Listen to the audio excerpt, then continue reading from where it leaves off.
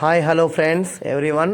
ఈరోజు మన దత్తసాయి మరియు వాడి తల్లి పొట్టి ఆటపాటలను మనం చూద్దాము.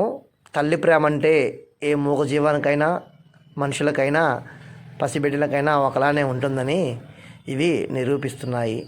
ఈరోజు మేము పెంచుకునేటువంటి దత్తసాయి వాడి తల్లి పొట్టితో ఎలా పడుకొని ఆటలాడుతున్నారో చూడండి. మనకు మామూలుగా చూస్తే అదేంటి బిడ్డను తల్లి నోరు తెరిచి కొరుకుతుంది అనిపిస్తుంది.